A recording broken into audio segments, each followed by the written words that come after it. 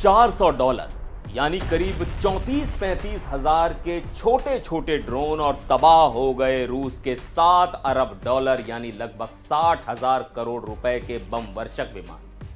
न कोई रनवे न कोई एयरबेस, सिर्फ एक ट्रक से उड़ान और फिर सीधा हमला रूस की न्यूक्लियर स्ट्राइक फैसिलिटी पर।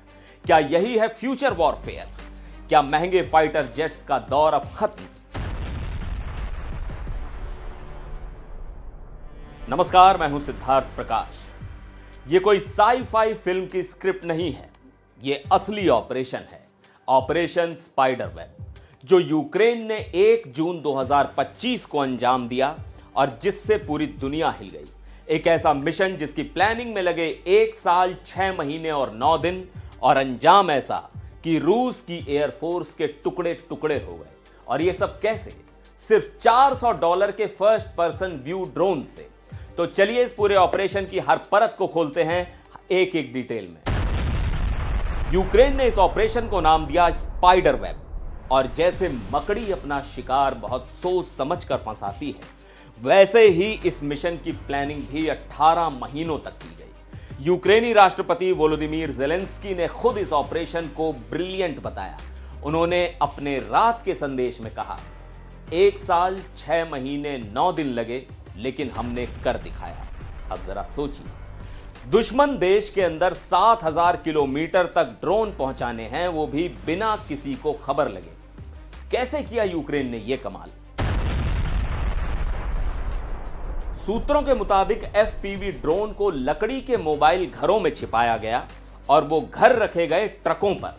जब सही समय आया, उन घरों की छत रिमोट से खुली और सीधे ड्रोन रूस के फाइटर जेट्स पर जा गिरे। यानी एक चलता फिरता एयरबेस बना दिया यूक्रेन ने। इस पूरे मिशन को रूस की खुफिया एजेंसी एफएसबी के हेडक्वार्टर के पास बैठे ऑपरेटर्स ने मॉनिटर किया। मतलब दुश्मन के घर के सामने बैठकर उनके जेट्स उड़ाए। इस हमले में रूस के 5 अलग अलग रीजन निशाने पर थे: मरमंस्क, इरकुत्स्क, इवानिवो, रियाजान और अमूर। ये लोकेशन 7,000 किलोमीटर तक फैली हैं। यानी यूक्रेन की पहुंच सिर्फ सीमा तक नहीं रही, रूस के दिल तक जा पहुंची। इरकुत्स्क के बेलाया एयरबेस से लेकर मरमंस्क के ओलेन्या एयरबेस तक हर जगह से जलते हुए बम वर्षक विमानों के वीडियो सामने आए। अब सबसे जरूरी बात, रूस के कौन से फाइटर जेट्स उड़ाए गए? पहला, Tu-95MS यानी बियर एच, जो न्यूक्लियर कैपेबल है। दूसरा, Tu-22M3 यानी बैकफायर, जो लंबी दूरी की मिसाइलें ले जा सकता है। तीसरा, A-50, रूस का सबसे अहम airborne early warning system. Satellite images के मुताबिक ओलेन्या एयरबेस पर 2 Tu-95MS पूरी तरह तबाह, 2 और डैमेज। इरकुत्स्क के बेलाया बेस पर 3 Tu-95MS और 4 Tu-22M3 तबाह। इवानोवो और रियाजान के बेस पर A-50 और दूसरे विमानों को टारगेट किया गया।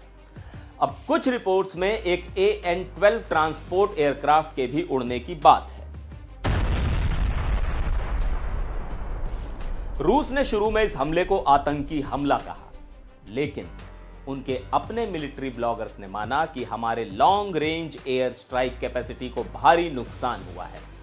अब सबसे बड़ा सवाल, रूस जैसे सुपर पावर देश के एयरबेस में ये ड्रोन घुसे कैसे? असल में ये ड्रोन बहुत नीची ऊंचाई पर उड़ते हैं, धीमे होते हैं, और अगर देश के अंदर से लॉन्च हो तो कोई भी रडार इन्हें पकड़ नहीं सकता। अब सोचिए, एक F-35 फाइटर जेट की कीमत होती है $80 मिलियन, यानी करीब $650 करोड़ रुपए, और यूक्रेन ने सिर्फ $400-500 यानी करीब 35 से 40 हजार रुपए वाले ड्रोन से $7 बिलियन यानी करीब 60,000 करोड़ रुपए की बर्बादी कर दी। इलॉन मस्क ने ट्वीट कर लिखा कि मैन्ड फाइटर जेट्स अब पुराने हो चुके हैं, ड्रोन का जमाना है। और इसी बीच अमेरिका ने इंडिया को F-35 बेचने की बात छेड़ी, लेकिन इंडिया ने क्या किया? अपने खुद के ड्रोन बनाए, स्काई स्ट्राइकर, नागास्त्र, हॉक। इन बम वर्षकों में से कुछ जैसे Tu-95MS न्यूक्लियर मिसाइलें ले जाने में सक्षम है। यानी ये हमला सिर्फ एक एयर स्ट्राइक नहीं था, रूस की न्यूक्लियर डिटरेंस पॉलिसी को भी सीधी चुनौती था। रूस की लॉन्ग रेंज स्ट्राइक कैपेबिलिटीज का बड़ा हिस्सा अब या तो जल चुका है या रिपेयर डिपो में पड़ा है, और इन विमानों को बदलना आसान नहीं है, क्योंकि Tu-95 और Tu-22 अब बनते ही नहीं। तो ऑपरेशन स्पाइडर वेब ने एक बात तो साबित कर दी कि युद्ध अब तकनीक का खेल बन चुका है, ताकत का नहीं। जिसके पास सोच और स्ट्रेटेजी है, वो सस्ते हथियारों से भी महंगे सिस्टम को गिरा सकता है। क्या आने वाला वक्त सिर्फ ड्रोन वॉर्स का होगा? क्या बड़ी महाशक्तियां अब एयर बेसिस नहीं, ट्रक से डरेंगी? आपकी क्या राय है? क्या मैन पायलट्स का दौर खत्म हो रहा है? कमेंट करके जरूर बताएं। फिर मिलेंगे एक और वीडियो में, तब तक के लिए नमस्कार।